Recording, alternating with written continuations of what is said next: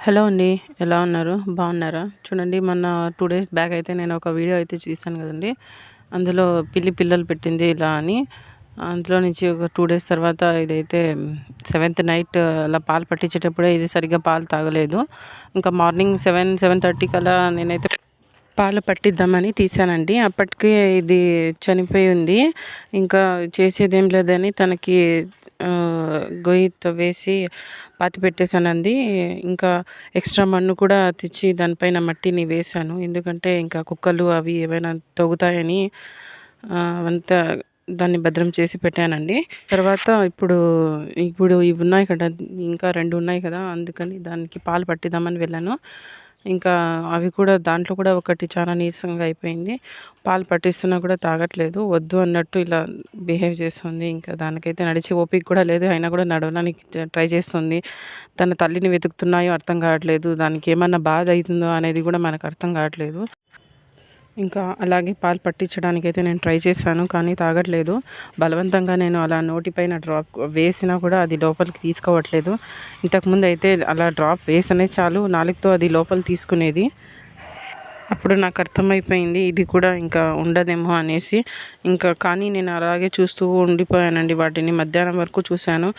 మధ్యాహ్నం ఒక 4 గంటల అలా వరకు నేనైతే వాటిని చూస్తున్నాను. ఆ చిన్న ఇంకా రెండోది కూడా అలా అయిపోయింది. చూడండి ఇలా ఒకటి ఆడుకుంటున్నాయి. నేను పగలంతా అబ్జర్వ్ చేస్తున్నాను. ఇంకా నెక్స్ట్ 4 గంటల ఆ టైంలో అయితే ఇలా తను కూడా ప్రాణం వదిలేసింది.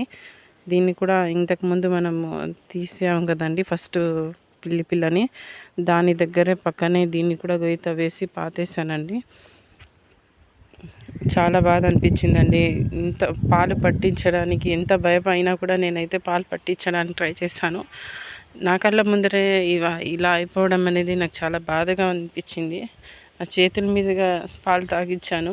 ఇది ఇలా అయిపోవడం అంటే నాకు చాలా బాధ అయితే అనిపించింది. ఒకటన్నా ఉంది కదా అని నేనైతే కొంచెం హోప్గా ఉన్నాను. కానీ ఇది కూడా ఆ రోజు నైట్ 9 వరకు చూడండి ఇలా నా ఒళ్ళోనే ఉంది.